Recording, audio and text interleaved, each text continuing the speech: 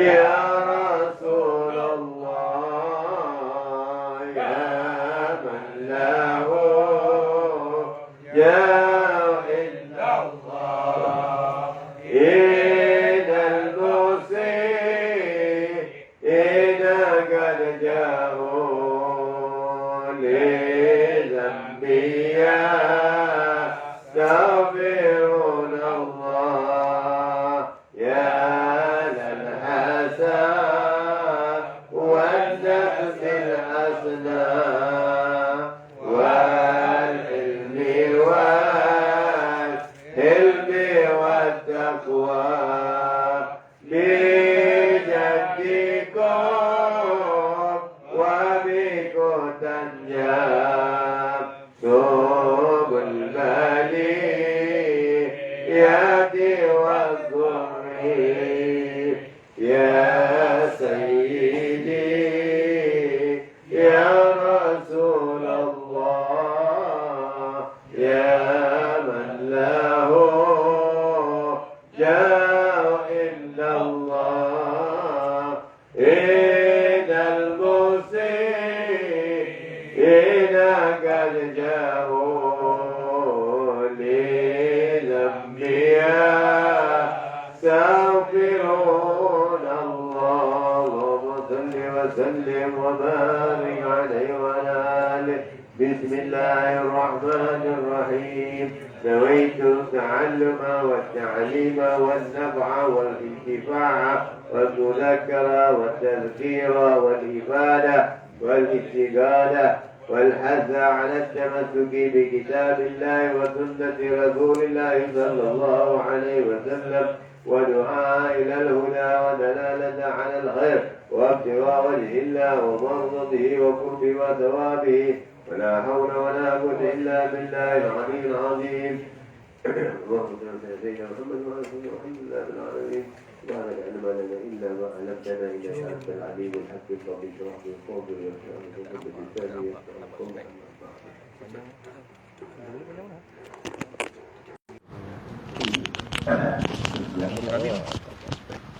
Kita buat story dan hari Jumaat ni.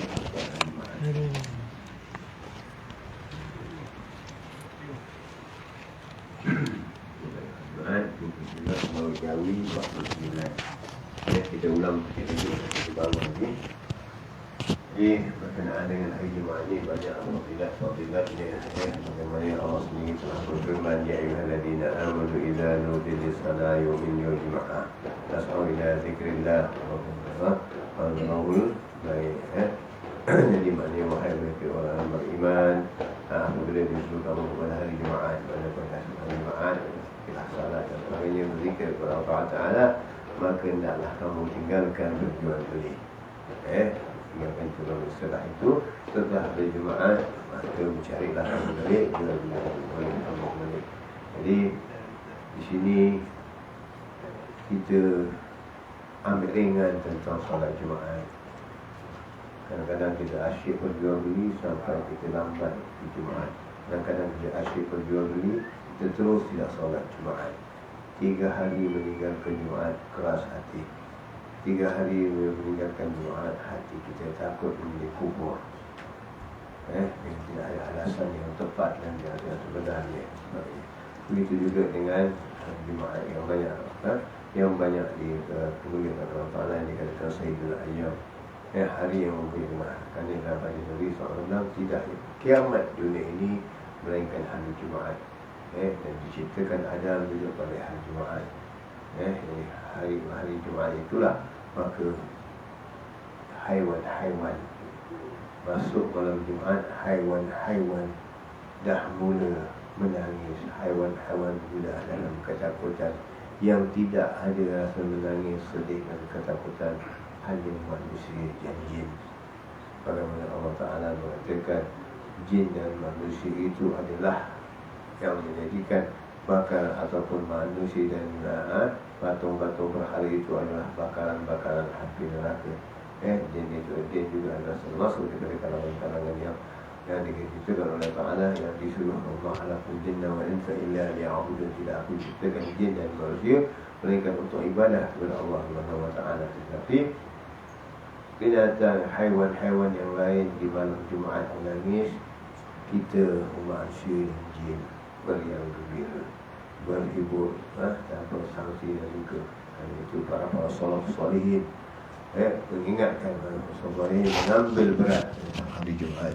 Bagaimana yang pernah kita mengingatkan kembali kepada mungkin yang belum pernah hadir, mengingatkan kembali bagaimana tentang Syekh Umar bin Makramah, salah satu wali Allah besar di zaman Sayyidina Abu Bakar Adni.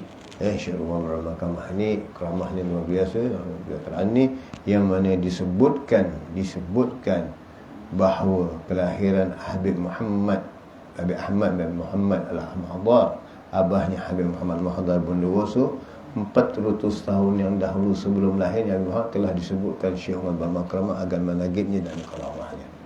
Ini Syekh Umar bin Makramah, ghirahnya luar biasa. Syekh Umar bin Makramah ni seorang alim yang luar biasa. Banyak orang yang menuntut dengannya. Bagaimana beliau ini dia hidup di zaman Syekh Sayyidina Abu Bakar Adni, ada Idrus. Dan Syekh Umar bin Makramah ini salah satu orang yang tegas dan orang-orang yang mengajak manusia kepada kebaikan, meninggalkan kemungkaran, dan juga memberi perhatian kepada khususannya pelacur-pelacur. Jadi pada malam Jumaat, kerana takut Jumaat itu esoknya Jumaat, kita tak pernah menangis. Esok hari kiamat ke tak kiamat, kita tak pernah bersedih. Kita lagi ada rancangan, ada vision, ada ini. Rancangan itu rancangan, tetapi mesti ingatkan diri kita bahawa tidak kiamat dunia ini melainkan hari Jumaat. Jadi bersiap sedia. Mungkin hari Jumaat ini tidak ada, mungkin akan datang. Kerana itu adalah ilmu Allah Subhanahu Wa Taala. Allah berhak untuk memberikan tanda dan berlakunya kiamat bila-bila masa. Allah berhak dipanjangkan masanya dengan tanpa kita sedari. Lihat masa hari ini saja, kita tam dah sekejap dah sampai penghujung akhir Syawal.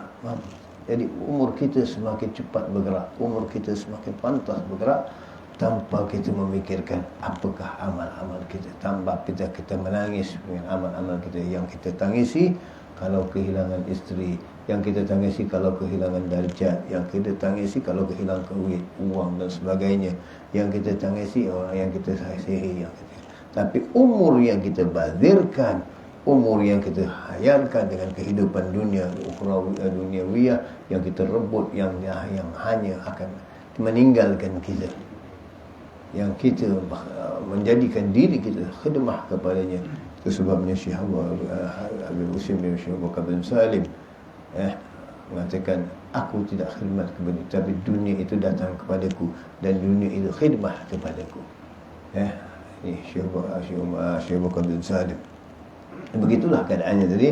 Kita akan bahaskan sedikit tentang bagaimana Syekh Umar bin Makramah ini takut Jumaat itu berlaku pada hari Jumaat, kiamat itu berlaku Jumaat. Maka setiap malam Jumaat dipanggil semua pelacur-pelacur yang ada. Tiap negara ada maksiatnya. Zaman kata negeri Arab tak ada maksiat. Di mana-mana maksiat itu terjadi. Jadi Syekh Umar bin Makramah ini memanggil pelacur-pelacur itu, diletakkan di dalam majlisnya. Diletakkan dalam majlis dia, macam seperti kita buat pentas dan dia pelacur itu dibariskan di belakangnya. Dudukkan di atas pentas dibariskan. Dan malam itu Syekh Umar bin Makramah menjamu mereka, memberi makan mereka, dan kemudian memberikan tazkirah kepada mereka dalam berdakwah kepada Allah Subhanahu Wa Taala. Setiap malam Jumaat dihimpun dan begitu sampai pemerintah Hadramaut, perintah Yaman mengatakan, ini Syekh Umar bin Makramah, apa sudah jadi dengan dia, apa sudah dibikin. Tiap-tiap malam Jumaat dikumpulkan para pelacur. Apakah dia punya nafsu yang luar biasa?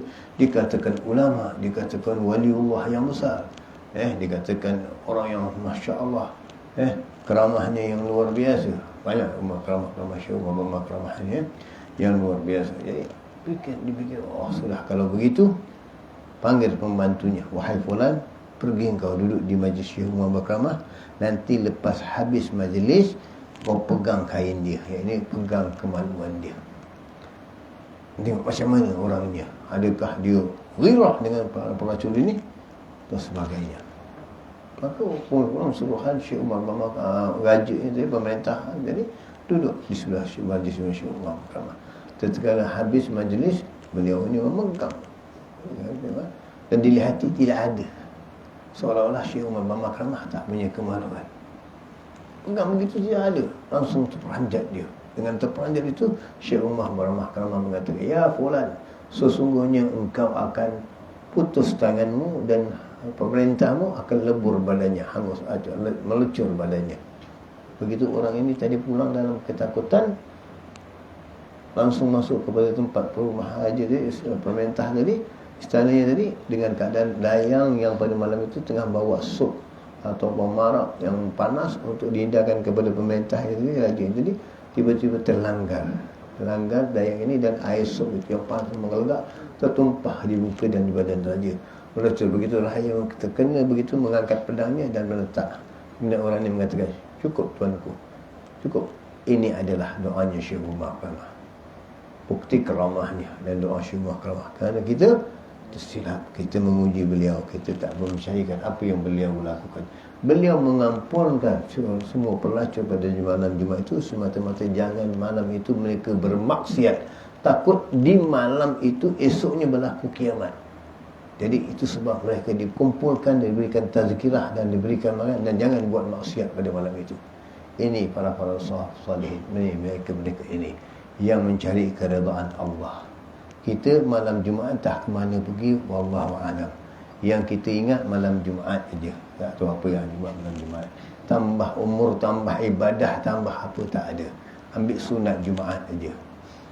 Ambil sunat malam Jumaat. Itulah kerja kita, itulah iman kita, itulah kehidupan kita.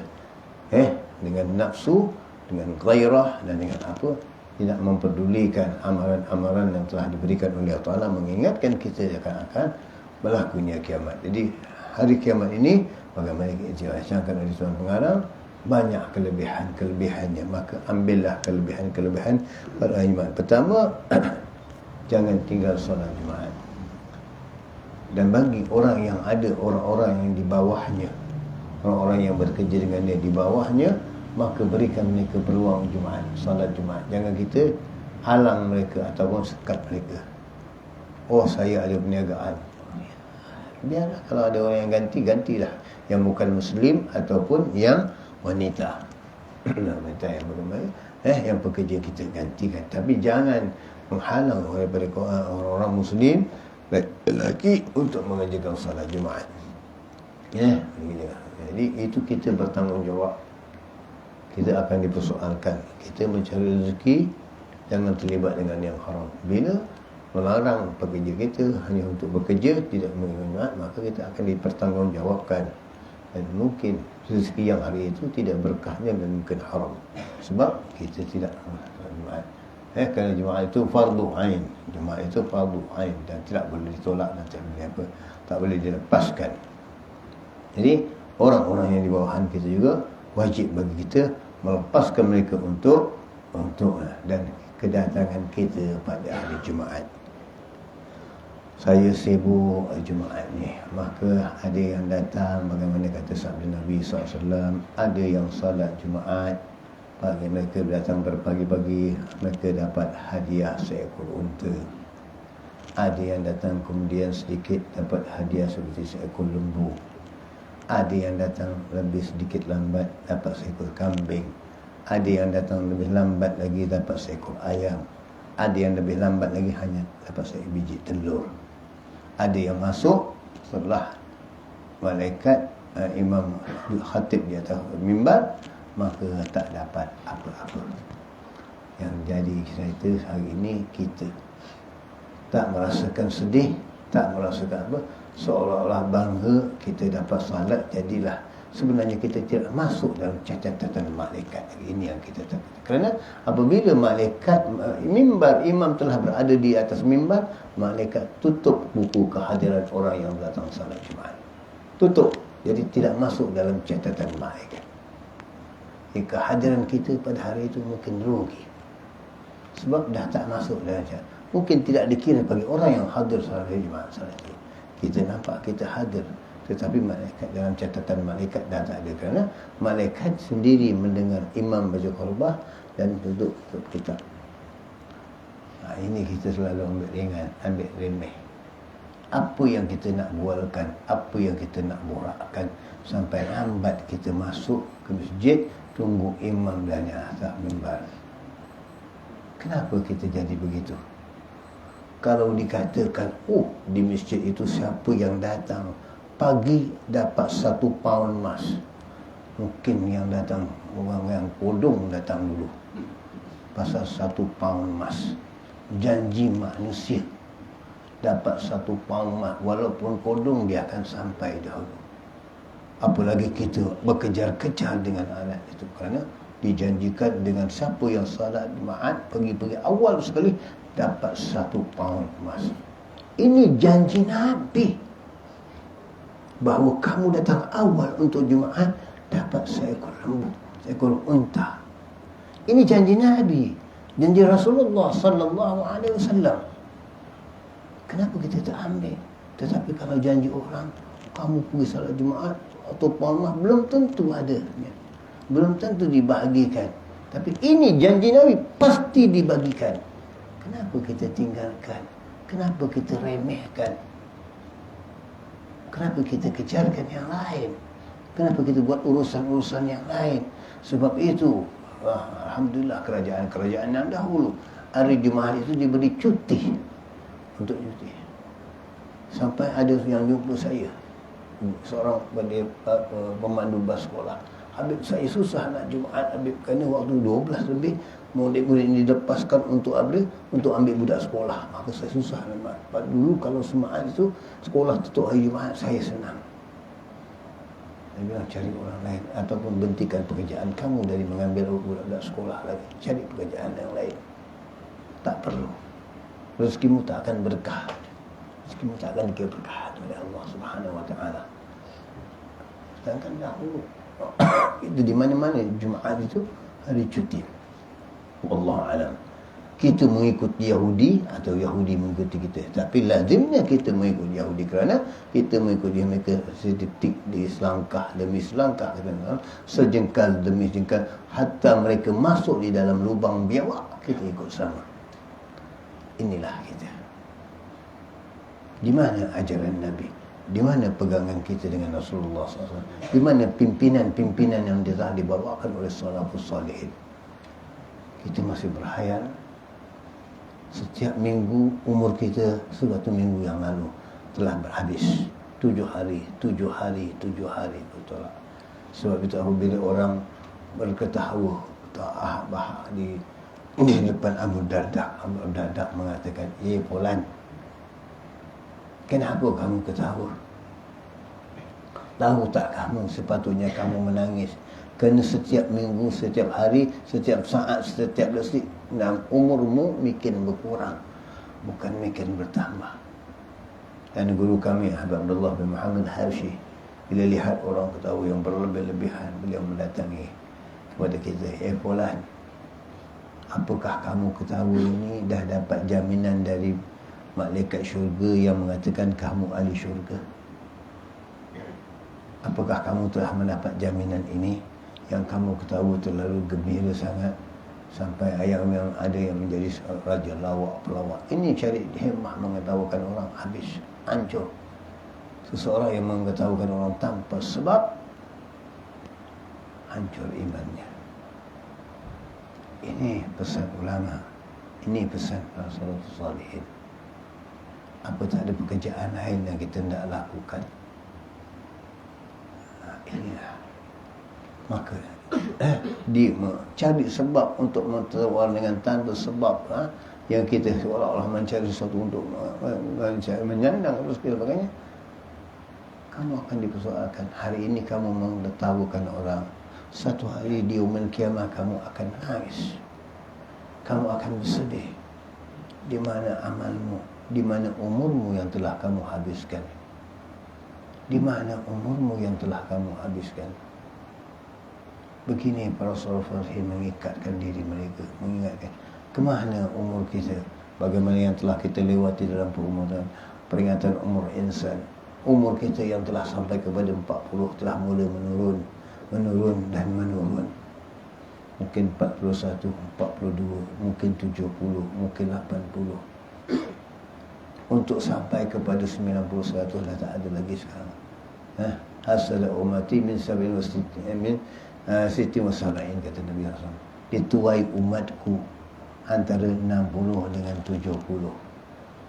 Kita lihat, kata para ulama solihin, kamu lihat rambut orang yang telah dipotong, maka jangan lupa satu hari rambutmu juga akan dipotong. Maka kamu lihat orang itu telah pergi, tak akan kembali lagi, tak akan kamu temui lagi, hanya kenangan sebagai nama. Giliranmu akan sampai. Bila giliranmu akan sampai, apa persiapanmu untuk menyampai kepada itu? Perjalananmu ringkas, tapi perjalananmu jauh perginya. Kerana menghadapi yaumul qiyamah, bila menjadi akhirat, satu hari di akhirat bersamaan dengan 1000 tahun dunia. Ada yang mengatakan satu hari akhirat 50,000 tahun dunia. Di mana kita mengukur keadaan amal kita, umur kita? Di mana berbaris aja untuk buat export ke immigration 1 jam kita dah mengeluh, sakit kaki, sakit pinggang, tak tahan. Oh, ini kamu berbaris di padang mahsyar menunggu giliranmu untuk dihisap, ditimbang amalmu. Apa yang akan bawa kita nak timbangkan amal kita kalau kita dalam keadaan yang lalai? Maka ini para soleh mengingatkan kita, ambil peluang. Seminggu sekali Jumaat, penuhkan sedikit, atang awal sedikit, ambil berkahat, ambil umur kita. Oh, beruntung orang yang mati pada hari Jumaat terlepas seksa kubur. Memang benar ada hadis Nabi. Bagaimana terlepasnya, bagaimana amalan hidupnya. Kalau amalan hidupnya tidak menipu orang, tidak memakan hak orang, tidak mengkhianati orang, tidak menzalimi orang, insya-Allah diberikan bahagian. Tetapi kalau umurnya, walaupun matinya hari Jumaat, tetapi kehidupannya menyusahi orang dan sebagainya, bukan Islam aja yang mati hari Jumaat, orang kafir pun ada hari mati hari Jumaat. Apakah mereka terlepas dari siksa kubur? Itu persoalannya. Apa persiapan kita dalam melepas siksa kubur? Inilah yang diminta oleh Raba'atul Adawiyah apabila Sufyan al-Thawri, apabila Hasan al-Basri datang untuk meminang beliau meminta jaminan. Hari ini kita buat jaminan mudah-mudah, sedangkan Hasan al-Basri boleh memberi satu jaminan kepada Sami'un yang seorang penyembah api yang jiran sebelah rumahnya, tetapi tatkala berhadapan dengan Raba'atul Adawiyah, maka tidak berani dia mengemukakan apa yang diminta oleh Raba'atul Adawiyah. Begitu juga Sufyan al-Thawri tak berani mengemukakan yang Allah berikan kepada mereka pandangan, yang Allah bukakan hijab mereka. Bagaimana Raba'atul Adawiyah mengatakan kepada Hasan al-Basri dan Sufyan al-Thawri dan berapa orang lagi yang datang untuk meminang Raba'atul Adawiyah, kamu berikan aku 5 jaminan. Berikan aku 5 jaminan ini. Kalau seorang mereka sanggup memberikan aku 5 jaminan ini, aku nikahi salah seorang daripada kamu, kata Raba'atul Adawiyah. Pertama, apakah aku mati dalam husnul khatimah atau su'ul khatimah? Diri kita sendiri pun kita tak tahu mati macam mana. Kita boleh nak menjamin orang. Ini Hasanul Basri tak berani. Tetapi ada waktu magamnya, Allah mengangkat darjahnya, Allah mengangkat kurangnya, boleh memberikan perjanjian. Tetapi bukan selalu, bukan hari-hari, bukan semewah-wenangnya. Ini Raba'atul Adawiyah memohon kepada Hasan al-Basri dengan, kamu berikan aku jaminan ini. Kerana dia tahu kedudukan Hasan al-Basri, kerana dia tahu kedudukan Sufyan al-Thawri. Berikan aku jaminan ini. Pertama, adakah aku mati dalam husnul khatimah atau su'ul khatimah? Kedua, kata Raba'atul Adawiyah, adakah aku orang yang terlepas dari siksa kubur? Boleh kamu beri jaminan kepadaku, aku akan terlepas. Diam Hasan al-Basri, diam Sufyan al-Thawri. Ketiga, kata Raba'atul Adawiyah, di yaumul qiyamah nanti, adakah aku orang yang menerima kitabku dengan tangan kananku atau tangan kiriku? Siapa yang boleh menjamin? Keempat, kata Rahmatul Adawiyah, adakah aku orang yang melepati siratul mustaqim atau tidak? Dan yang kelima, kata Rahmatul Adawiyah, apakah aku dikira dari ahli syagik atau ahli celaka atau ahli beruntung? Yang ini aku masuk ke syurga atau masuk ke neraka? Padahal Rahmatul Adawiyah tidak mengharapkan syurga Allah Subhanahu wa taala. Rahmatul Adawiyah tidak mengharapkan syurga. Karena apa? Karena aku beribadah kepada Allah Subhanahu wa taala bukan kerana takut kepada siksa Allah, bukan kerana takut neraka Allah, bukan hendak akan syurga Allah, tetapi aku ibadah kepada Allah semata-mata cinta kepada Allah. Ini Rahmatul Adawiyah. Tapi tidak berani, tak mengatakan dirinya maksum, tidak dikatakan dirinya terlepas dari neraka. Ini bagaimana kita? Bagaimana kedudukan kita yang tidak ada perjanjian, yang tidak ada surat yang datang daripada para malaikat jaminan kita? Bagaimana kita? Kedudukan kita. Jadi bagaimana amal kita dibandingkan dengan Rahmatul Adawiyah? Apakah bekalan kita? Maka selanjut ada umur yang sebegini rupa. Kita ambil berkah Yaumul Jumaah, hadir awal sedikit. Jangan sampai imam dah naik atas mimbar, catatan dah tak ada. Namanya hadir di masjid, catatan dah tak ada. Ini yang kita kerugian. Seolah-olah seperti orang yang menabur uang. Orang yang menabur uang, oh, yang datang awal dapat banyak kutipannya. Yang datang lambat sikit, kurang sikit. Yang datang dah habis. Uang dah tak ada, terbakir lagi, tertinggal kosong. Ibarat orang yang menabur uang. Di datangan kita hanya tahu orang menabur uang, tetapi kehadiran kita waktu itu untuk mengutip uang dah tak ada, kerana dah dikutip semuanya orang lain, kosong. Yang menabur pun dah tinggalkan penaburannya, dah masuk. Bagaimana kita? Renungkan hidup kita yang hanya sebentar saja lagi. Hari ini, esok, lusa kita tak tahu siapa yang akan pergi. Apakah kita tidak merenung diri kita? Apakah tidak memikirkan bagaimana kita menghadapi kematian kita nanti? Maka, ialah para salihin mengingatkan kepada kita tentang hari Jumaat. Maka kita ambil sikit daripada keberkahan ini. Ini mendengar khutbah, bagaimana dikatakan pada hari Jumaat ini pergi olehmu kepada zikrullah, ya ini mendengar khutbah dan sembahyang Jumaat, dan tinggal olehmu berjual beli kerana haram berjual beli pada ketika itu. Ini orang tengah khutbah, orang imam tengah baca khutbah, kita berjual beli lagi. Betul, berjual beli dekat masjid. Kita dah datang awal, tapi kita jarang masuk dalam masjid. Kita masih di dalam masjid, jual kain baju, jual serban, jual ini, jual itu. Tapi tidak masuk ke masjid. Bagaimana tak ada dapat apa-apa. Walaupun tadi kamu duduk awal di luar masjid, bukan kamu i'tikaf, bukan kamu masuk masjid. Kamu masih berjual beli. Imam lagi khutbah, kamu masih berjual beli. Apa yang ada? Hasil jualanmu itu sahaja yang kamu dapat. Tapi pahala Jumaatnya kamu tidak dapat. Mana ruginya? Jika dibuka pahala Jumaat hari itu, kamu tidak menyesal. Kerana Jumaat yang itu hari tidak akan sama Jumaat yang akan datang ataupun yang telah lalu. Tak akan sama.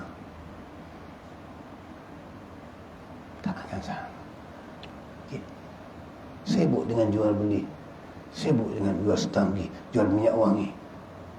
Tapi haruman minyak wangi yang Jumaat itu kamu tidak dapat. Di mana kamu? Pikirkan. Dan satu saya mengingatkan satu lagi. Kalau boleh Jumaat itu penuhkan di bahagian dalam. Jangan duduk di serambi. Serambi itu dikatakan bukan dalam masjid, di luar masjid, serambi. Yang i'tikaf adalah di dalam masjid. Nawaitul i'tikaf bihadza mimma madamtu bihi. Madamtu bihi. Aku i'tikaf dalam masjid yang mana aku berada di dalamnya. Di dalam masjid, bukan di luar masjid. Madamtu bihi. Di mana aku berada di dalam masjid, bukan berada di luar masjid. Kita ambil di luar masjid, di serambi. Konon nak bersandar. ambil tempat tapi di dalam masjid. Baru dapat naik etikafnya. Fahamkan betul-betul. Ini sambil luar, nak rehat. Rugi kita. Kerana kita tak nampak benda ni, kita rasakan tak ada kerugian. Tapi bila kita teliti, itu ada kerugian bagi kita. Sampai bila kita akan kekalkan kehidupan kita begini? Sampai bila kita akan lakukan begini kepada diri kita? Kerana yang ditimbangkan dari semua amal kita, bukan amal orang lain. Nawatul i'tikafi hadzal ma qaddamtu fihi, kata ulama. Yang aku berada di dalamnya. Jadi kamu berada di dalam masjid, bukan di luar masjid, bukan di balkoni, itu di luar masjid. Kena faham betul-betul. Kita yang ambil ringan. Kak, kita fikir betul-betul. Jadi fahamkan. Jadi amal kita rugi. Tapi salah jemaat, masa kita awal, untung sah. Tapi etikafnya tadi tak dapat. Sebab kita di luar. Semayang memang dalam satu kuku fikir, dalam satu bangunan, masih dapat. Cuma ada di luar masjid, ada di dalam masjid. Itu kita faham, cari. Kita dapat kebahagiaan ini yang dibagi oleh Allah Ta'ala kepada kita ini, bahagian-bahagian ini kita dapat. Bahagian-bahagian ini kita dapat. Dan begitulah tadi kata tuan pengarang lagi, riwayat dari Sulaiman radhiyallahu anhu, Sulaiman radhiyallahu anhu katanya bersabda, bagiku Rasulullah sallallahu alaihi wasallam, adakah kamu ketahui kerana apa yang dinamakan hari Jumaat? Kataku tiada. Sabdanya, kerana dihimpunkan padanya bapa kamu Adam. Jadi mana dibangkitkan Adam pada hari Jumaat. Dihimpunkan Adam, pertemuan Adam dengan Hawa pada hari Jumaat, Yaumul Ashura. Kata setengah ulama, iaitu berhimpun lembaga Adam dengan rohnya, kemudian daripada ada ia jumpa 40 tahun. Betul kan jumpa jumpa 40 tahun, betul kan? Jumpa 40 tahun. Maknanya ciptaan Adam tadi. Adam ini tiupkan rohnya, bagaimana dia dicipta, diambil Adam ini, dijadikan, dicipta, diletakkan di dalam syurga, tetapi diambil barang-barang ciptaan itu dari bumi, tanahnya dari bumi, semuanya dari bumi, tapi letaknya di syurga, letaknya di syurga. Begitu Allah memulakan. Tapi Allah dah katakan, tidak aku ciptakan bumi ini melainkan untuk aku jadikan khalifah. Jadi atas sebab musabab kelalaian Adam kerana terpengaruh dengan iblis, maka dicampakkan keluar dari syurga yang memang Allah menjadikan untuk menjadikan khalifah di muka bumi. Atas sebab sahaja. Maka dengan sebab-sebab itulah kita kena jaga. Dengan sebab-sebab itulah kita. Apalagi Sayyidina Adam cemburu dengan kita, umat Rasulullah sallallahu alaihi wasallam. Sayyidina Adam, ayah kita sendiri, kita dari golongan umat Muhammad cemburu Sayyidina Adam kerana tidak masuk dalam syurga, melainkan masuk dahulu Nabi sallallahu alaihi wasallam, bukan nabi-nabi yang lain, didahului dengan Nabi. Dan tidak masuk ke dalam syurga awal-awal mesti dari umat Rasulullah sallallahu, tidak masuk umat lain. Berapa istimewa kita diberikan oleh Allah Ta'ala. Apa yang kita nak lagi dengan ganjaran ini? Sampai Sayyidina Adam cemburu dengan ini, cemburu dengan kemuliaan Ahmad, cemburu dengan anak cucunya sendiri, umat Rasulullah sallallahu alaihi wasallam. Apa cemburunya? Apa cemburunya Sayyidina Adam? Kita terangkan sedikit supaya kita dapat. Mungkin tuan-tuan dah dengar, tapi kita ulang balik sebagai membaiki diri kita, mengingatkan diri kita, mengimbas orang diri kita. Maka Sayyidina Adam mengatakan, 4 perkara yang aku cemburu atas anak cucuku umat Rasulullah sallallahu alaihi wasallam. Pertama, kata Adam, aku cemburu kerana aku bila berbuat dosa dari syurga aku dilontarkan ke bumi. Dikeluarkan dari syurga maknanya. Tetapi umat Rasulullah sallallahu alaihi wasallam berbuat syurga, berbuat syirik, berbuat kemungkaran, berbuat dosa, berbuat maksiat di dunia, tetapi mereka bertaubat, dimasukkan ke dalam syurga. Aku bersatu, satu maksiat dikeluarkan dari syurga. Umat Muhammad begitu banyak bermaksiat, tetapi bila bertaubat kepada Allah, dimasukkan ke dalam syurga. Betapa mulianya. Aku berpakaian indah di dalam syurga, tetapi satu maksiat yang aku bikin, aku dikeluarkan dari syurga dengan keadaan telanjang bulat. Itu Sayyidina Adam. Tetapi umat Muhammad yang menanggalkan pakaiannya bertelanjang bulat, berbuat maksiat, tetapi bertaubat, Allah tutup aibnya, Allah tutup, dan mereka dapat pakaian-pakaian mulia di syurga.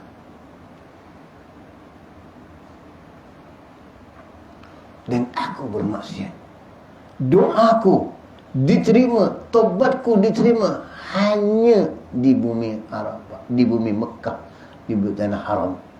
Umat Rasulullah sallallahu alaihi wasallam, di mana mereka bermaksiat dan bertaubat, wah, di mana saja Allah terima. Itu yang dikatakan oleh Syekh Budibai, yang mana kata hamsatun, 5 perkara yang diberikan selalu kepada Rasulullah yang tak diberikan kepada umat lain. Salah satunya ini dia. Umat Rasulullah di mana berbuat maksiat, bertaubat bila-bila mana tempat bertaubat diterima. Umat Rasulullah Nabi Musa tidak ada tempatnya. Umat yang lain tidak, mesti ada tempatnya khusus. Abi Adam ni taubatnya diterima di padang Arafah, di Jabal Qubais, di Jabal Nur, Jabal Rahmah, yang benar pertemuan dengan Sayyidina Abu. Begini di tanah haram. Umat Muhammad bukan di tanah haram, di tanah mana sekalipun taubatnya diterima oleh Allah. Ini keistimewaan umat Muhammad. Dan yang keempat, kata Nabi Adam, aku berbuat maksiat satu saja, dipisahkan dengan aku dan isteriku Hawa bertahun aku diletakkan di padang, di Selon, dan Hawa di Jeddah, dan kami bertemu di Arafah. Bertahun perjalanannya, bertahun kami dipisahkan. Umat Muhammad berbuat maksiat, berbuat dosa dan sebagainya, tetapi hari-hari balik rumah boleh jumpa keluarga, boleh jumpa anak, tanpa dipisahkan oleh Allah Subhanahu wa taala. Cuba kita buat satu maksiat, Allah lontar kita di bumi Arafah, di bumi Selon, cari kau balik semula kemudian. Bagaimana? Allah berkuasa. Tetapi tidak, masa dalam maksiat kita boleh balik ke rumah, bertemu anak dan isteri kita lagi, tidak dipisahkan. Bagaimana keagungan umat Rasulullah, bagaimana keagungan Rasulullah SAW, dan bagaimana agama umat Rasulullah, dan bagaimana ajaran Rasulullah SAW yang kita ambil sewenang-wenang untuk kita tinggalkan, untuk kita tidak ambil berat, tak berikan perhatian. Kita renungkan baik-baik. Kita renungkan baik-baik. Umur kita tidak ada perjanjian dengan Allah Subhanahu wa taala. Ya, kemudian kita sambung sedikit lagi. Kata Qil, kerana berhimpun Adam dengan Hawa kemudian daripada bercerai yang panjang. Itu dia tadi, ya. Bercerai yang amat panjang saja. Berhimpun dia kerana itu. Kerana kata Qil lagi, kerana berhimpun ahli negeri dan ahli dusun padanya. Maknanya orang kampung nak orang ahli negeri dan ahli dusun. Maknanya apabila hari Jumaat ni, maknanya bila hari Jumaat ni berkumpul, orang dari dusun datang berjemaat, orang dari bandar datang ke satu tempat untuk berjemaat. Dari mana pelosok keluar untuk salat Jumaat ini, maka dikatakan berhimpun ahli dusun dan ahli bandar maknanya. Kemudian kata kira kerana berdiri hari kiamat padanya, iaitu yaumul jum'. Firman Allah Taala, yauma yajma'ukum liyaumil jam'. Artinya pada hari menghimpunkan akan kamu, bagi hari menghimpunkan, menyebutkan dia Syekh Abdul Qadir Jailani. Dan sabda Nabi SAW, sungguhnya aku menyukakan kamu dengan 3 kesukaan.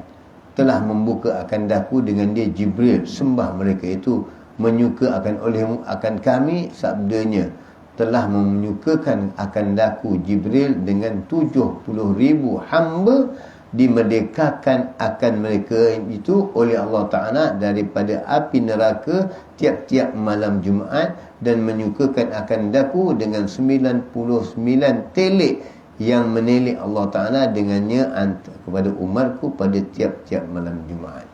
Jadi ini 3, ini 2. Pertama, Allah merdekakan orang tiap-tiap malam Jumaat. Allah merdekakan 70,000 umat umat Nabi SAW yang nak dibersiksakan, yang nak dimasukkan neraka, dibebaskan. Apakah kita ingin dia masuk kepada umat itu? Dan yang keduanya, diberikan syafaat. Diberikan syafaat. Jadi bagaimana 99 pandangan, salah satu daripada pandangan Allah, satu daripada pandangan Allah cukup mendapat keredaan Allah. Jadi malam Jumaat kita berhimpun, buat zikir, buat tahlil, buat tahmid, baca Yasin. Salah. Kerana mencari pandangan Allah, mencari keredaan Allah. Dan malam itu kamu berzikir dipandang sekali oleh Allah, cukup seumur hidupmu, tak payah lagi yang lain. Dengan sekali pandang keredaan Allah kepada kamu, terlepas dari siksa kubur, kamu terlepas dari azab neraka dan sebagainya. Satu sahaja daripada pandangan Allah seumur hidup untukmu. Maka malam Jumaat ni Allah menurun dengan rahmatnya, dengan pandangan-pandangannya. Oh, kita buat tahlil salah, bid'ah. Yang buat hiburan, hibur, tak pernah ditegur, tak dikatakan bid'ah. Yang hambuk keramaian, ulang tahun, tak dikatakan bid'ah. Kenapa baca Yasin dikatakan bid'ah? Apakah mereka tak memahami Yasin? Kita yang mengetahui akan fadilat Yasin. Apa kan dia katakan tentang bahasa Yasin, siap malam Jumaat diampun Allah Ta'ala akan dosa mereka.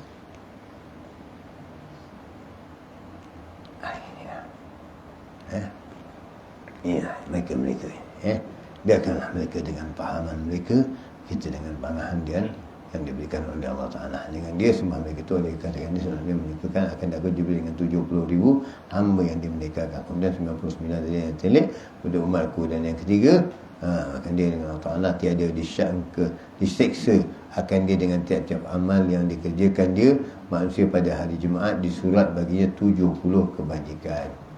Jadi malam Jumaat, hari Jumaat, buat digandakan 70 kebajikan. Buat ditunjuk. Apalagi malam Jumaat baca Yasin, baca Suratul Kahfi. Suratul Kahfi kalau kita baca di hari Jumaat atau pada hari Jumaat atau malam Jumaat, maka dihubungkan rumah kita langsung dengan Baitullah. Jadi cahaya dari Baitullah akan setiap hari, setiap minggu sampai ke rumah kita. Setiap minggu, habis minggu akan datang. Kalau tak baca, putus cahaya itu. Tapi kalau dibaca, terus bersambung dengan Baitullah sampai hari kiamat. Dan jika cahaya dari Baitullah sampai ke rumah kita, dari Kaabah sampai ke rumah kita, apakah rumah itu tidak dikandungi rahmat? Apakah rumah itu tidak dilepaskan Allah Ta'ala hambanya dari siksa kubur? Tentu insya-Allah. Maka itulah pada malam Jumaat, ambillah yang berkah. Kita boleh maka atur masa kita. Kenapa kita mesti bersuka yang berlebihan di malam Jumaat? Ambil keberkahan Jumaat dengan zikir dan sebagainya. Maka sebab itulah para rasul salihin menganjurkan sedikit demi sedikit untuk mendekatkan kita kepada Allah SWT dengan jalannya. Seperti dibuat ratib pada malam Jumaat, seperti dibuat maulid pada malam Jumaat, untuk mengingatkan kita jangan leka, jangan lalai. Ini kita berterima kasih kepada mereka semua kerana mengatur kita dengan baik jalan-jalan yang seperti ini, mengambil jalan-jalan mereka supaya kita dapat keberkahan, dan mudah-mudahan kita dimatikan dalam husnul khatimah. Kita sambung sikit lagi nanti. Nanti kita sambung kepada Syekh Abdul Qadir ini tentang ini tentang kebajikan tu. Kita sambung. Kemudian ada 2 kitab lagi yang nak dibaca.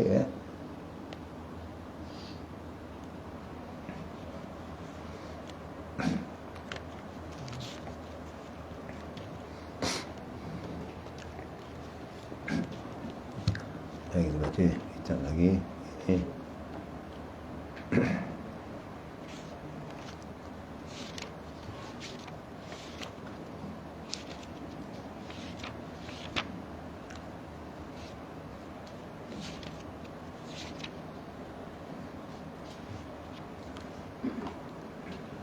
Dan kita sambung di sini berkenaan dengan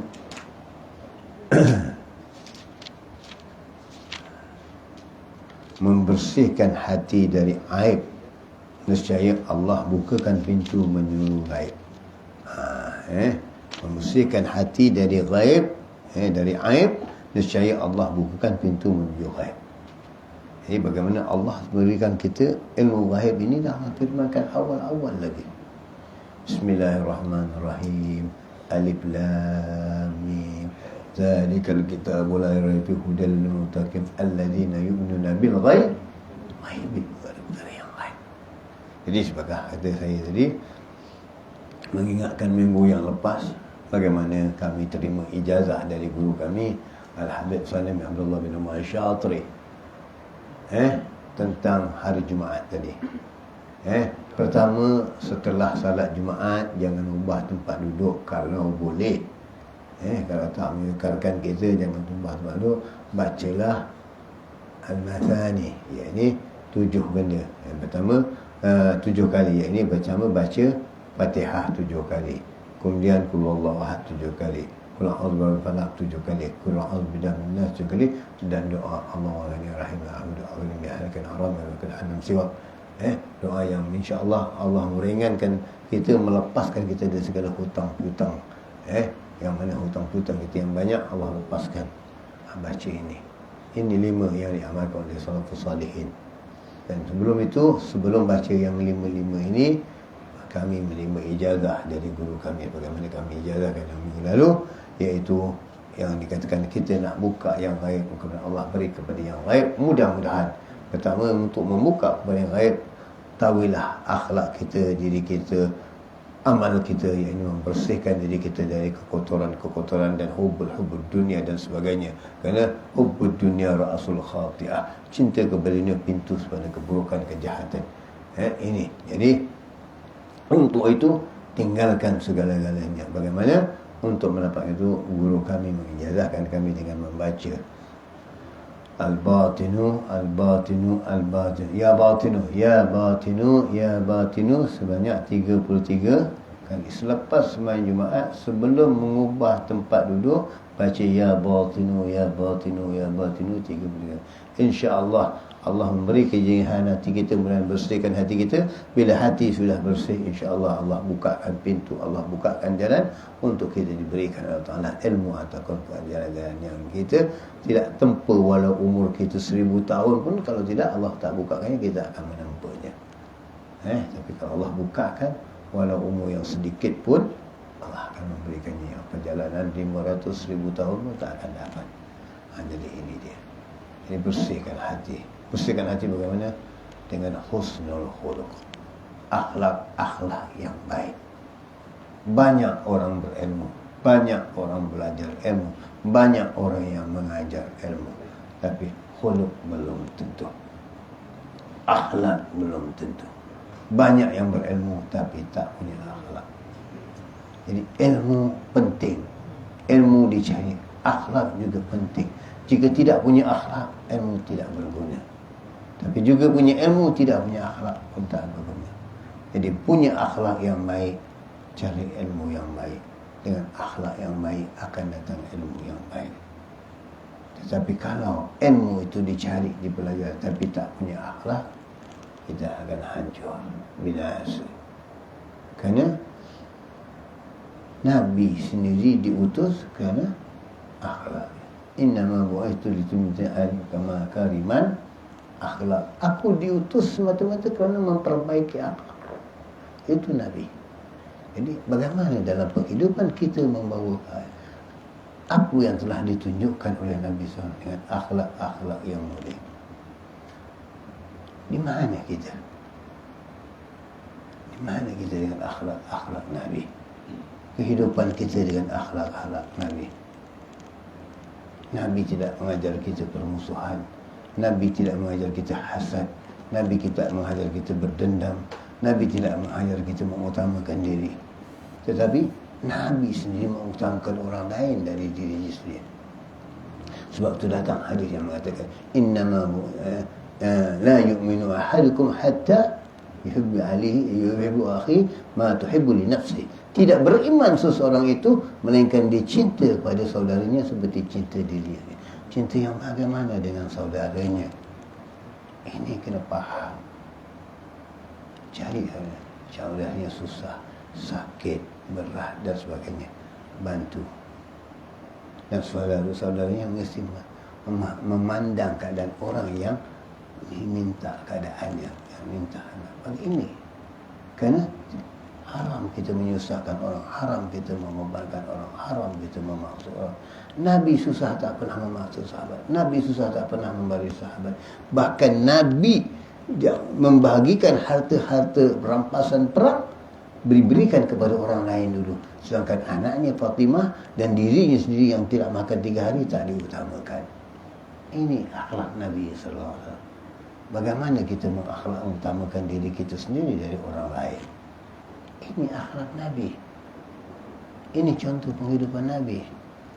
Bagaimana para sahabat waktu perang Uhud, seorang yang dah luka parah mengatakan aku ingin air. Bila datang orang membawa air, seorang yang di sebelahnya berbunyi, aku juga haus inginkan air. Maka yang sahabat ini tadi, fulan jangan beri aku air dulu, beri yang satu lagi. Begitu datang nak beri yang satu lagi, datang yang satu lagi mengatakan air, pindah ke yang ketiga. Begitu yang ketiga nak minum, pindah yang keempat. Tapi bila sampai yang keempat dah meninggal, patah balik kepada yang ketiga, yang kedua, yang pertama, senyum meninggal. Kerana mengutamakan orang lain dari diri sendiri.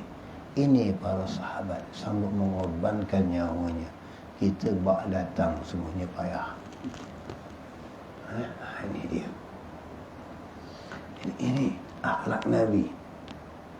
Tidak membebankan para sahabat dan tidak membebankan umatnya. Bahkan memberikan khabaran-khabaran yang beda tentang hari Jumaat seperti ini. Memberikan khabaran-khabaran gembira kepada umatnya.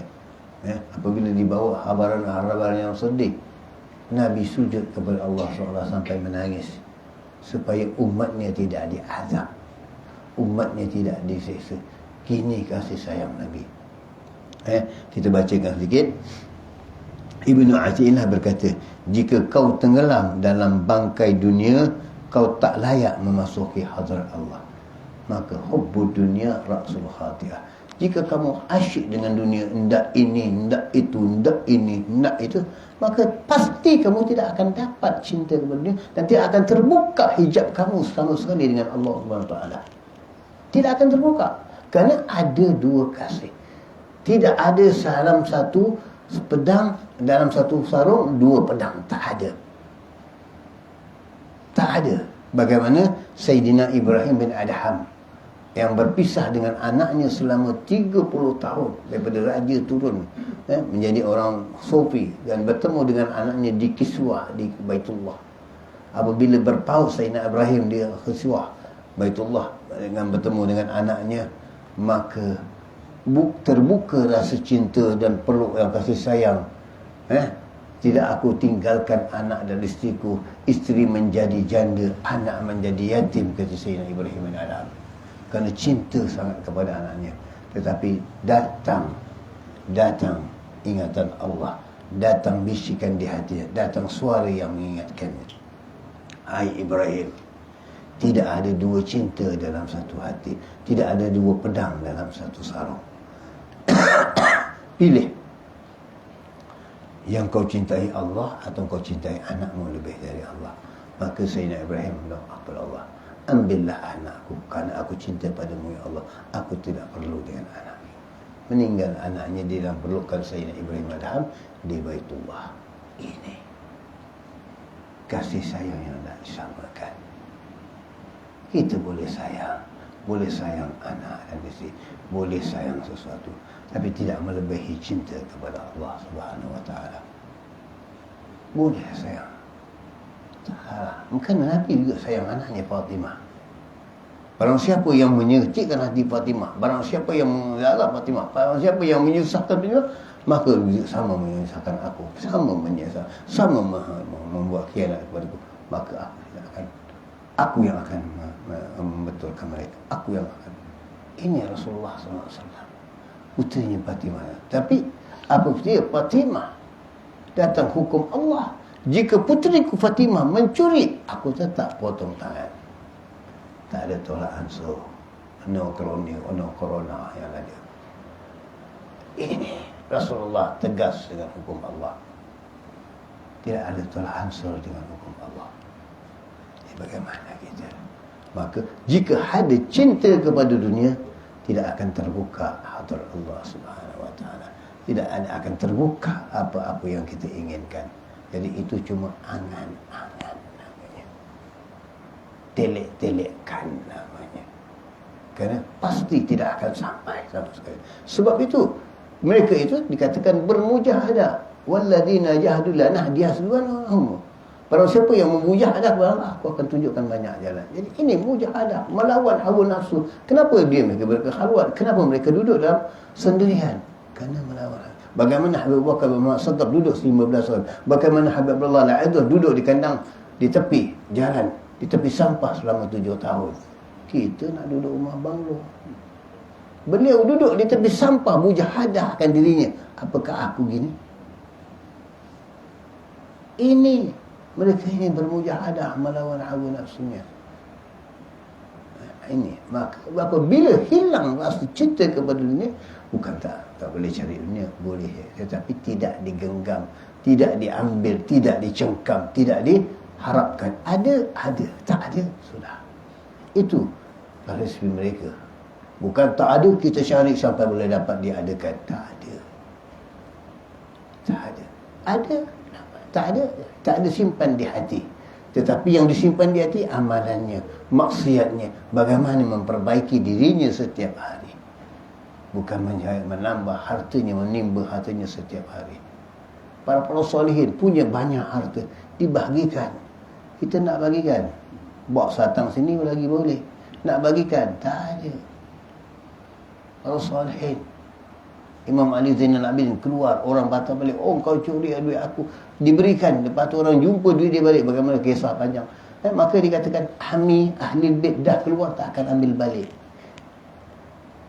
Kita bawa datang, mereka tidak menghiraukan segala-galanya. Imam Syafi'i keluar daripada Iraq menjadi mufti, dibayar dengan 10,000 rial, sampai di rumahnya 1 sen pun tak tinggal. Sampai di rumahnya di Mekah, beri salam kepada ibunya. Siapa? Anak aku Syafi'i. Apa yang ada padamu? Tak ada, saya bawa satu benda pun. Dibenarkan ibunya masuk. Kata ibunya, kalau kamu masih bawa 1 sen Syafi'i, aku tak akan buka pintu. Ini ibunya tak mengharapkan itu. Kalau kamu masih ada, jadi apa yang Imam Syafi'i, apa yang dia ada padanya dibahagikan di pertengahan jalan, akhirnya kosong. Kita balik daripada perdagangan, balik daripada jauh, apa cenderamata kau bawa ke aku? Apa hadiah kau bawa ke aku? Ini kita. Tak ada, tak boleh harap. Itulah dia. Inilah hubud dunia. Maka kata tuan pengarang lagi, kita ambil sedikit halaman ni. Sebab hadrat Allah SWT tidak bisa dimasuki manusia yang mengotori diri dengan najis maksiat. Kerana itu bersihkan hatimu dari aib. Nescaya Allah membukakan pintu gaib. Bertaubatlah dan kembalilah kepada Allah dengan hati yang selalu ingat kepadanya. Siapa yang terus mengetuk pintu, pasti akan dibukakan untuknya. Seandainya bukan kerana cinta, kami tidak akan menyampaikan hal ini kepadamu, kerana keadaannya seperti yang dikatakan Raba'atul Adawiyah. Kapankah gerangan pintu itu ditutup sehingga harus dibuka? Jadi ini tadi yang kita ceritakan Raba'atul Adawiyah. Ini dia. Amalannya bukan kerana takut Allah, amalannya bukan kerana hendak syurga Allah, tetapi amalannya semata-mata untuk mendekatkan diri dengan Allah dan cinta kepada Allah. Inilah cinta yang sebenar-benarnya. Inilah cinta yang ada buktinya. kita cinta, ada bukti dia mengumumkan, ni I belikan you ni. Sebenarnya lepas habis mati suami, bini kahwin lain. Tadi yang dikata I belikan you ni, penghabisan tak ada apa-apa you ni. Benda yang ada, tak ada apa. Cinta pada kita sekejap aja. Diberi orang lain, habis cinta. Allah semuanya. Ini cinta yang tidak kekal, cinta yang sementara. Kata orang sekarang cinta monyet. Itu dia. Jadi inilah kita ambil sedikit pada malam ni. Keberkahan nanti kita bahaskan lagi insya-Allah. Jadi mudah-mudahan insya-Allah yang sedikit kita kerana waktu kita pada malam ini kita nak ringkaskan sedikit je. Dan kemudian kita ambil bab yang kita yang ketiga. Yang ini bab muka surat berapa?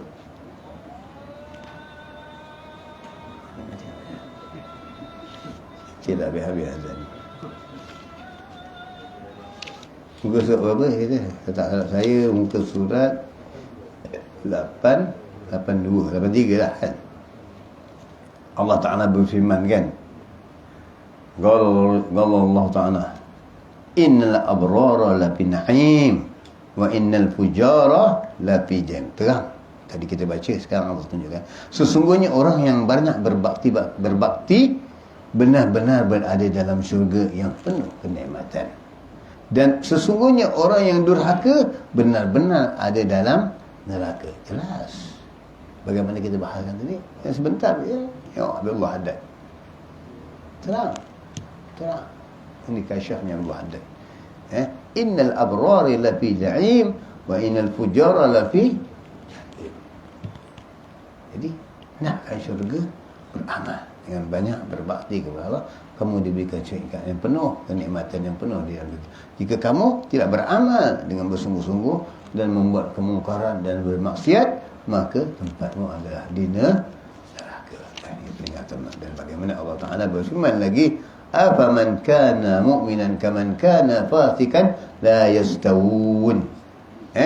Maka apakah yang orang-orang yang beriman seperti orang-orang yang kafir? Fasik, ketahuilah bahawa mereka tidaklah sama. Begitu juga kul hal yastawi, maknanya adakah sama orang yang mempunyai ilmu dengan orang yang tak punya ilmu? Begitulah juga perbezaan. Adakah sama orang yang mukmin dengan orang yang fasik? Apa fasik? Dah selalu kita bahaskan. Fasik itu adalah orang yang mengekalkan fasik. Apa dia? Mengekalkan dosa kecil, tidak tahu taubat, itu nama fasik. Jadi bila tak bertaubat, lama-lama jadi ditakuti jadi kafirin. Jadi ini dia. Kerana kafirin itu kufur nikmat. Jadi daripada fasik tadi, buat dosa tak bertaubat, dosa kecil tak taubat, lama-lama nanti lupa diri, lupa daratan, akhirnya jadi kafirin. Begitulah. Kemudian Allah Ta'ala berfirman lagi, فَأَمَّا مَنْ أَعْطَى وَاتَّقَى وَصَدَقَّ بِالْحُسْنَى فَنَيَسِرُهُ لِلْيُسْرَى. Adapun orang-orang yang memberikan hartanya di jalan Allah dan bertakwa dan membenarkan ada pahala yang terbaik di syurga, maka kami kelak akan menyiapkan baginya jalan yang mudah. Jadi apa yang mereka berarti mereka yang punya harta, mereka yang berharta dan bertakwa kepada Allah, dan kemudian mengambil hartanya diberikan kepada fakir miskin, diberikan kepada orang yang susah, maka Allah menjanjikan syurga baginya. Allah menjanjikan syurga baginya. Jadi bagaimana para salihin beri makan, beri jamuan, berapa. Tengok akhlak Rasulullah, satu saja. Yang mana akhlak Rasulullah, Sayyidina Aisyah mengatakan, ya abahku setelah wafat Rasulullah, Abu Bakar bertanya kepada Sayyidina Aisyah, apa kalau Nabi pagi gini, apa Nabi buat? Kata Rasulullah, kata Sayyidina Aisyah, Nabi pergi ke pasar dan lakukan memberi menyuap satu orang kafir Yahudi yang selalu mengutuk Nabi. Kata Abu Bakar, beri makan Yahudi buta. Kata Abu Bakar, itu senang, aku boleh buat. Aku nak ambil macam Rasulullah SAW. Aku akan beri makan Yahudi ini. Setiap hari aku akan pergi ke kata Aisyah, kamu tak mampu, wahai ayahandaku. Apa salah tak mampu? Kamu tak akan mampu bagaimana yang dilakukan oleh Rasulullah. Baik, kata Sayyidina Abu Bakar, aku ambil tugas ni.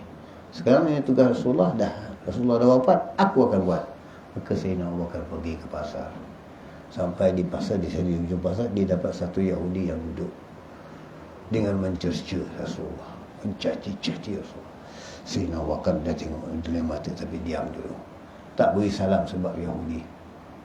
Maka fulan, kata Bakar, aku datang untuk memberimu makan. Yahudi ini dengar suara lain, tapi tak cakap apa-apa lah. Mungkin orang dia sakit tekak itu hari katnya. Jadi dia diam. Ya, bukalah mulutmu, aku nak suapkan makan. Yahudi ni buka mulutnya, Sayyidina Abu Bakar bersuap. Dalam Sayyidina Abu Bakar suap, Yahudi ni makin kuat mengata Nabi, membenci Nabi. Sayyidina Abu Bakar suap lama-lama tengok dia menganui Nabi, mengatakan Nabi, dia pun tolak. Sama tolak apa-apa, dia catik kau seolah gitu. Seolah mudah meradang sangat. Sampai dia kata, nanti dulu, siapa kau?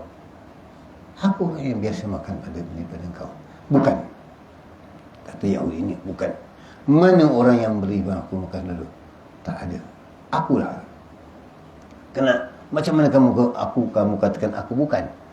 Kata Yahudi ini, kalau orang yang beri aku makan ni, sebelum dia beri aku makan, dia akan datang bersihkan mulutku, bersihkan pipiku, dan bersihkan mulutku. Setelah dibersihkan mulutku, disuapkan aku makan dengan lemah lembut. Dan setelah dimakan, jika makanan itu keras dan keras, maka beliau akan mengunyah makanan itu dahulu dan masuk ke dalam mulutku.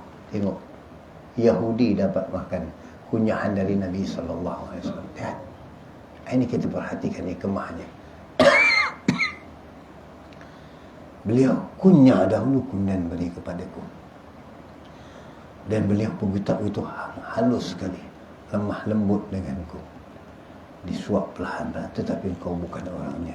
Kau beza sama orang yang menangis. Sayyidina Abu Bakar, mana orang itu, kata Yahudi.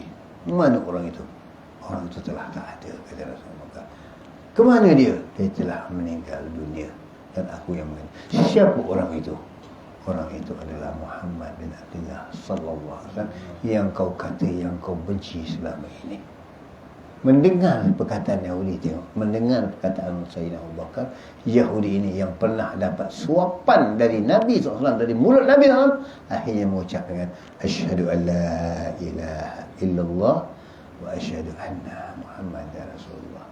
Kita hari ini nak diberi makanan daripada sisa-sisa orang alim, tak nak. Sisa bapa pun tak nak, bukan sisa orang alim, sisa bapa, bapa belenda tak nak.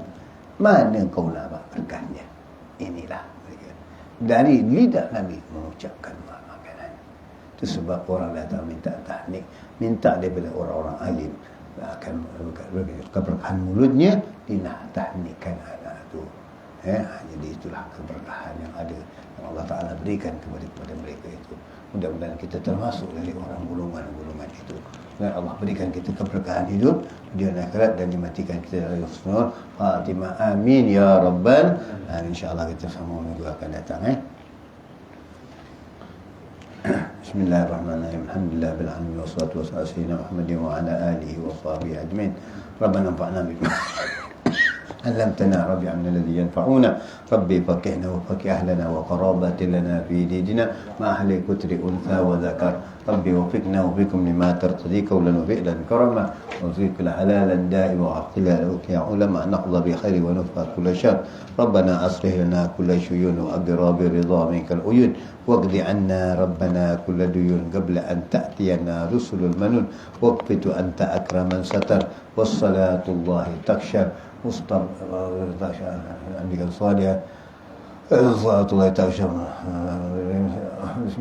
ربنا انفعنا بما علمتنا ربي عمنا الذين ينفعنا ربي فاقنا وفقنا أحيانا ولا تلنا في الدين وأحد فتنا وذكر ربي وفقنا لما ترتضي قوله وفعلا كرما وزنا حلالا دائما وقال كذا علماء نغضب بأحد ما نقول شاء ربنا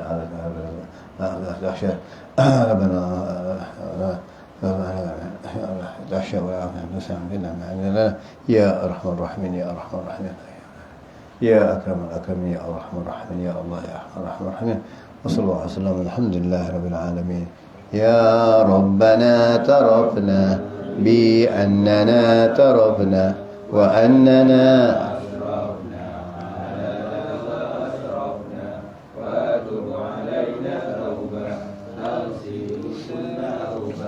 واستر لنا الأمرات وآمن الروعات لوالدينا رب والأهل والإخوان وكل ذي محبة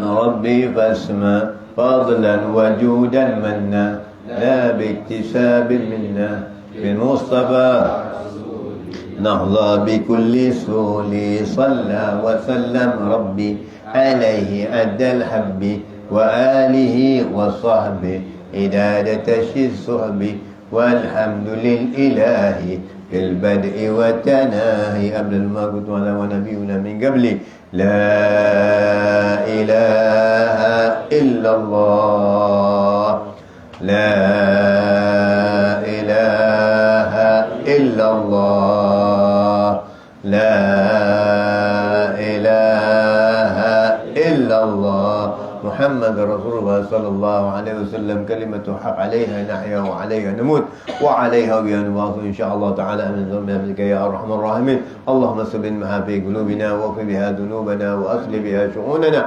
ويسر بها أمورنا وانفعنا بها يوم لا ينفع مال ولا بنون إلا من أتى الله بقلب سليم بسر الفاتحة الرحمن يا الله بها يا الله بها يا الله بحسن الخاتمة يا الله بها يا الله بها يا الله بحسن الخاتمة لعشرة أتفي بهم نرى الجحيم الخاتمة المصطفى والمرتضى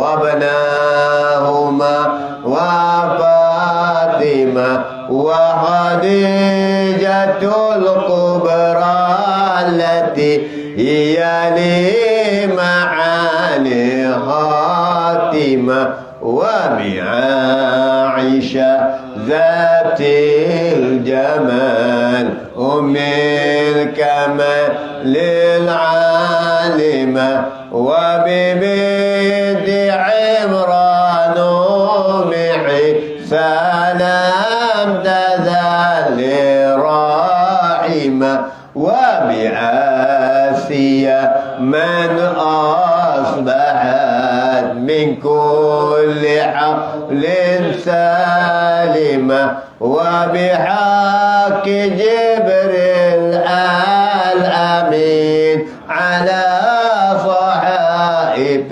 تامة هم خيرتي ودخيرتي في الحاشية مطامة وكذاك في دنيا إذا جت الحدود القاسمة وبحقهم يا ذا الجلال وبصلاة القائمة أتوبنا والمسلمين يا الله من كل أهل اللامة ومن عدا ومن رنا ومن المصائب عامة أتوبنا والمسلمين يا الله من كل اللامة إذا ومن المصائب أدبنا من كل عين لامة ومن الحدى ومن الردى ومن المصائب عامة وعليهم يا ربنا منك الصلاة الدائمة ثم صلاة على الذي أسأته بمكالمة يا الله بها يا الله بها يا الله بحسن الخاتمة يا الله بها يا الله بها يا الله بحسن الخاتمة إن المال والقبول بجاية الرسول سيدنا محمد سر الفاتحة الرحمن يعني والقرآن آمين يا ربنا تقبل دعوانا وتولي إليك توبي أسوأ السلام الحمد لله من أن تقبل الله منكم وبيا كريم قبول